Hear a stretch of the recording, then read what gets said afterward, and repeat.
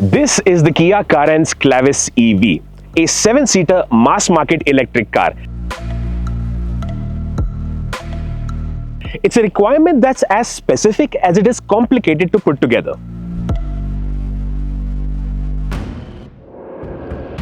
On paper, it may just be an electric Carens Clavis, but the transition is more complicated than that. When you make the switch to electric, you're adding a big, heavier battery pack, which means more load on the brakes, on the suspension, on the tires, and tuning the suspension for anywhere between 1 to 7 people, that brings in multiple complications of its own. And then there's the question of if and when you will recover the extra money you spend for the Clavis EV over the standard Clavis. But before you open up an Excel sheet or ask ChatGPT to do the math for you, here's what goes into this formula.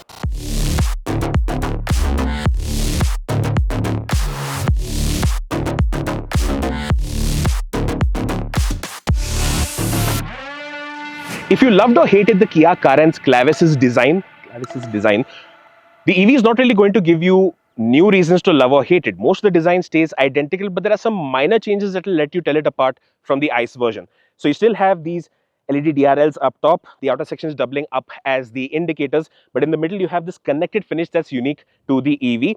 Headlight setup, you have all LEDs, of course, low beams towards the side, high beam in the middle. Down below you will also spot these uniquely styled LED front fog lights, and unique to the EV besides the green number plate is of course the integration of the charger flap up front, along with these little bars to tell you what the charging status is. I'm not sure if this is my favorite placement of an EV charger. I think fenders might probably be better, but again, depends on how you access a charging station. And you also have the unique bit over here, which is the active aero flaps that open up as and when the motor and system requires some additional cooling. Once we come to the side profile though, there is one point of differentiation that makes it clearly and very easily apparent that this is an EV, and that is the design of the alloy wheels. Now, even these have been optimized to improve aerodynamics and in the long-term range for the car as well. And overall, through minor tweaks with stuff like the wheels, stuff like the designing of the airflow inlets in the underbody rather, as well as the spoiler, they've actually managed to improve the coefficient of drag from about 0.32 with the Clavis itself to about 0.29 with the Clavis EV.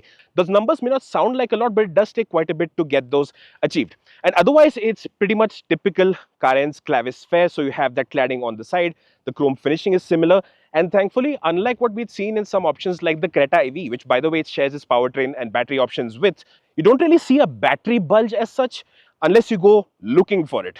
Connected LED finish, you will see the indicators and reverse lights over here, reflectors at the bottom. The one point of differentiation, of course, is the fact that this says Carens Clavis EV.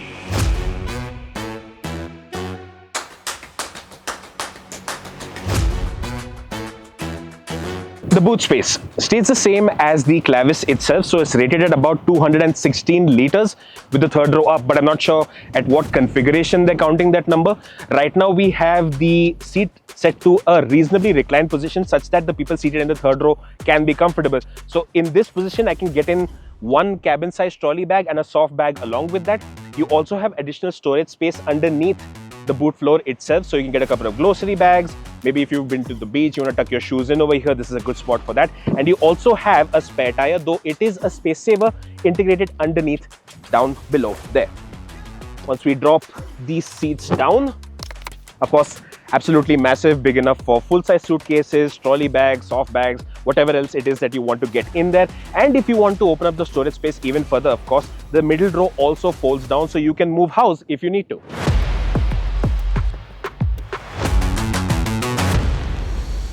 Now let's talk about the cabin space you have available in the Clavis EV, and spoiler alert, it's basically the same as the Clavis itself. So I have Nabil here seated in the third row behind his own position in the first and second row as well. He is 5'7". At 5'7", he has about, let's say, 2.5 to 3 inches worth of headroom still left. So up to 5'7", 5'8", call it 5'9" at the stretch, you're okay on headroom, after which it will start getting a little bit cozy. The seat support itself is very strong. Your shoulders are well supported. The cushioning is slightly on the firmer side, which I think is definitely a good thing. Under thigh support is typical third row fare, so not that great. But Knee room available is still quite reasonable. So his knees are just about brushing against the backrest itself. But still, he has enough space and enough comfort to manage a journey of, let's say, 2 to 3 hours. So daily city commutes in this kind of position where you have to go from probably from your home to your restaurant or some kind of relative's place or something like that, you'll be absolutely fine. Great space and definitely very practical for a car of this size. Now let's move to the second row.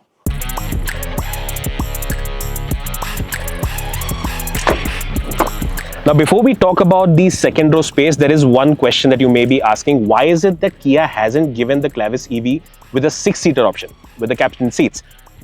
It's not a product limitation. It's not something that they cannot provide, but it seems apparently in their estimation that customers aren't really going for the 6-seater version of the Carens or the Clavis. So it's some 3 to 5% of the demand for this model that's coming in for the captain seat version. So they're like, there's just dead stockpile lying at dealerships and we'd rather not do that, which is why they're offering with the 7-seater. But if there is enough demand, they might just go ahead and offer the 6-seater option with the EV as well. Now, second row space, 5'7" driver, 5'7" passenger at the back. Again, very comfortable seats, shoulders well supported. You have the similarly firm balanced cushioning. You don't have a cup holder in between, unfortunately. That is definitely one miss, but headroom, seat support, knee room, all absolutely bang on. Now we move to the front row.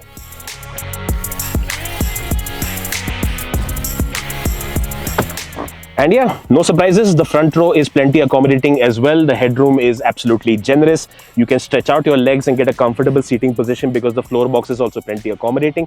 And it's not just for somebody of Nabil's height.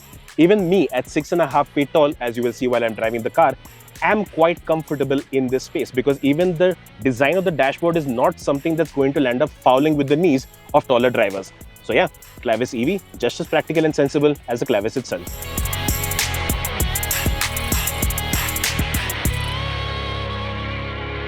Now, one gripe that people may have is that there's nothing additional that you're really getting with the Clavis EV versus the Clavis itself in terms of features. So the price premium you're paying is not being reflected in that front like it is in, let's say, the Hyundai Creta EV versus the Creta itself. But that being said, I don't think there's anything that this car really needed in terms of features to begin with because it's so well loaded. So one-touch operation for all 4 power windows. There's tilt and telescoping adjustment for the steering wheel itself. There is automatic climate control with, of course, rear AC vents which are mounted into the roof. You also have ventilated front seats. The driver's seat is 4-way adjustable, meaning backrest back and forth and the seat base back and forth, but the height adjustment itself is manual.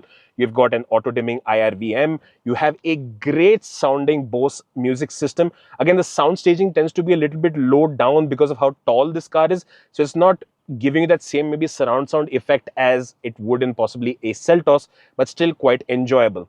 You have this large touchscreen, again, familiar sort of interface and usage and operation that you'll experience here. Again, I don't like the purple theme that they go for with it, but operationally in terms of touch response, getting through different options, it's plenty easy and there's no real glitching or anything that we've experienced either. One point of difference, of course, is because this is an EV, you do get some EV specific display. So if I were to tap into this, it can show me what kind of range I'm looking at, what range I'm getting with the AC on, currently displayed at 376 kilometers. And if I were to switch the AC off, it shows me it's 476 kilometers. So 100 kilometers worth of air conditioning that's going to be used up from the battery. You also have this brilliant looking digital instrument cluster. You can also have the interface updated as you change the drive mode. So between sport, eco and normal. And the transitions are so beautifully done and so game-like that you absolutely enjoy it. That aside, you also have multiple charging options inside this cabin. So there is a wireless phone charger. There is a USB Type-A port that you will have to use for the Apple CarPlay and Android Auto because that is still wired with this particular head unit. You have a Type-C charger placed up front, 2 Type-C chargers along with a 3-pin vehicle to load port that you see in the second row, along with a Type-C charger on each side for the third row occupants as well. Of course, you also have this panoramic sunroof, so you can take in all of these features, including the leatherette seat upholstery with a good lighting.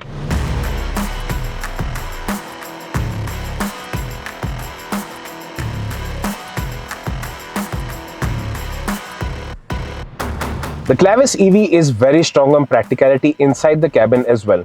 Third row occupants get a tablet or phone holder along with bottle holders on each side. Second row occupants get an absolutely massive door pad that can accommodate multiple 1-liter bottles and a little space for knickknacks as well. There's space underneath the door armrest too, and you also get seat back pockets along with a little work tray on the front passenger side. In the front row, there's more storage than even the Clavis itself.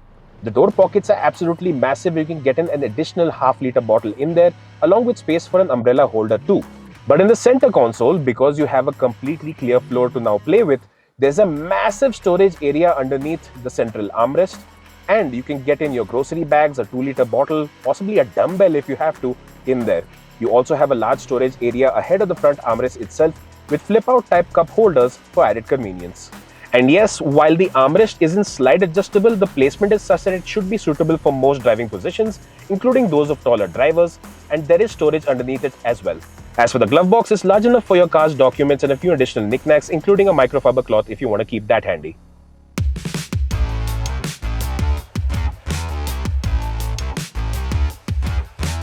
There we go. So ADAS is set up. So just so you know, while I'm giving you this drive piece to camera, I have got adaptive cruise control as well as lane assist active.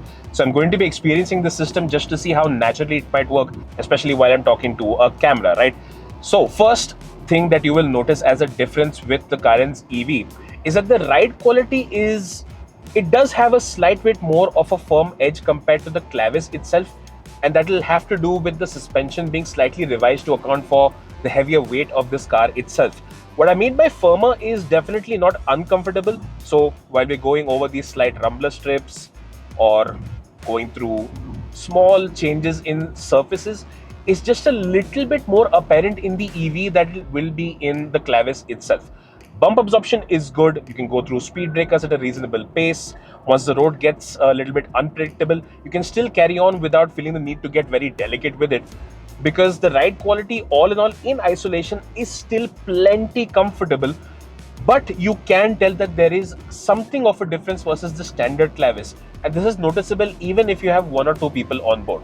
It's just a slight bit of added firmness, but definitely not something I would call a negative, and you can live with this kind of ride quality even if you do have a full passenger load on board. The only thing you will have to bear in mind is while going through potholes or rutted surfaces or broken patches, you need to be a little bit more lenient with the suspension setup that you probably have to be with the Clavis itself. But otherwise, plenty comfortable and family friendly as a ride quality package. Okay, Leonis is still doing its thing. I do apologize if we randomly get some kind of warning on the touchscreen. I haven't quite figured out where to switch it off from. School zone ahead, winding road ahead is being quite overtly cautious. But anyway, performance-wise, it's same old story. When it comes to most electric cars, there's basically no scenario where you will find the drive experience lacking. And in every regard, whether it's refinement, the polish in how it responds to throttle inputs, how familiar it will feel to drive if you're new to getting this car, it's better than any petrol or diesel car in a similar range. Because of course, noise insulation is good. You can pick up on some road noise from the wheel wells for sure. So that is one element of insulation that could have been better. But otherwise, responsiveness, even in eco mode, is beautiful. Not only in terms of how smooth the throttle calibration is, but even if you want to go from 20 to 60 to 80 kilometers per hour in eco mode, it picks up the pace in no time. 4 to 5 seconds is all you need to get up to even highway speed. So you can imagine cruising in the city, making quick overtakes. It's just no hassle whatsoever.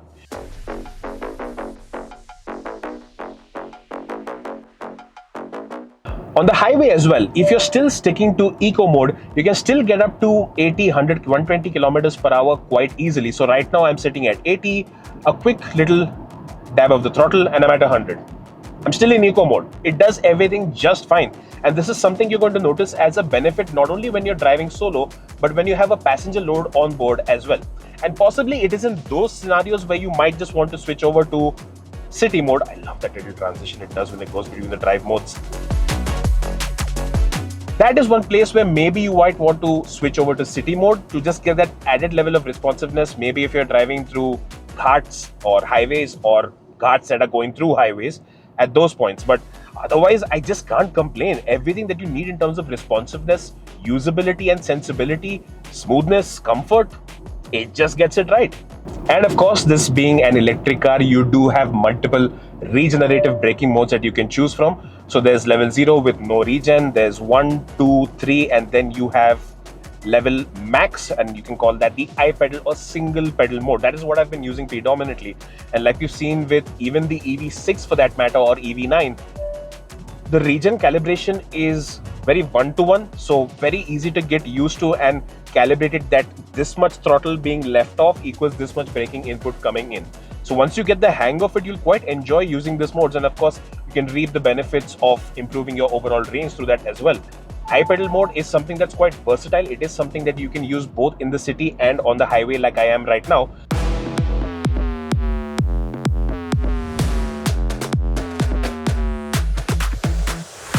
So all in all, driving the Clavis EV is just a simply hassle-free experience and definitely more sophisticated than the Clavis itself.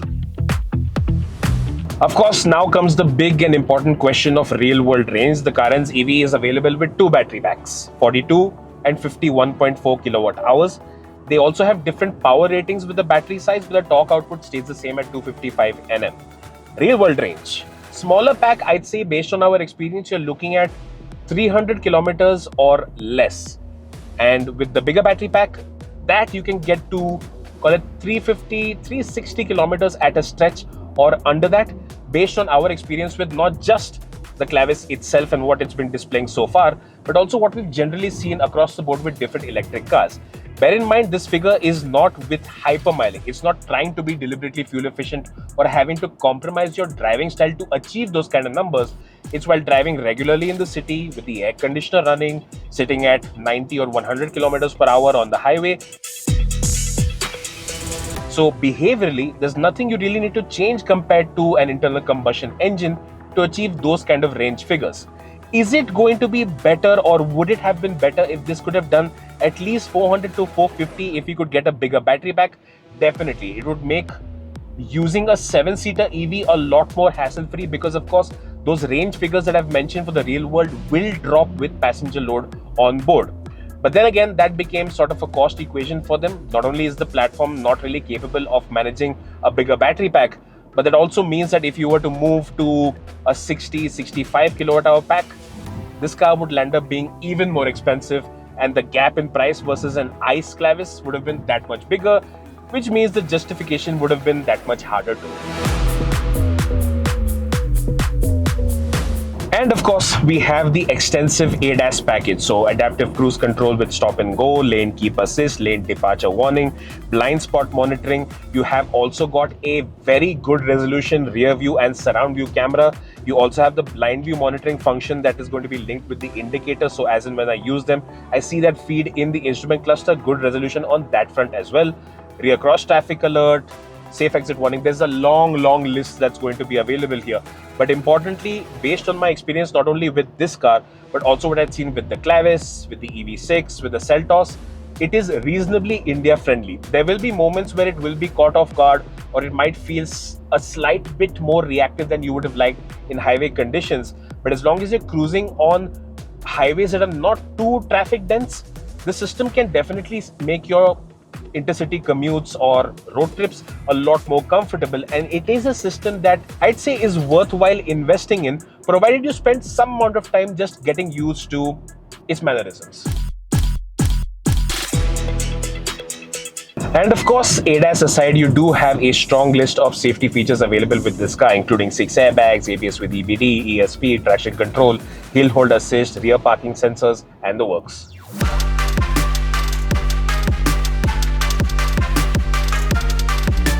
The use case for the Carens Clavis EV is very specific.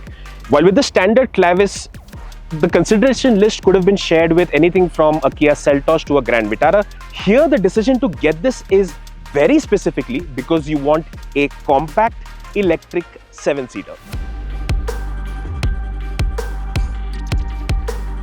And that is down to its price.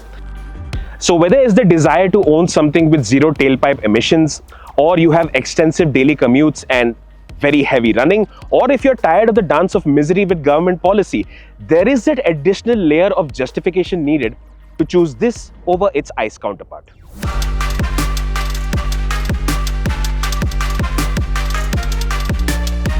The good thing is the switch to electric hasn't really caused any kind of compromise. Yes, the ride is a little bit firmer, but not to the extent that I'd ever call it uncomfortable.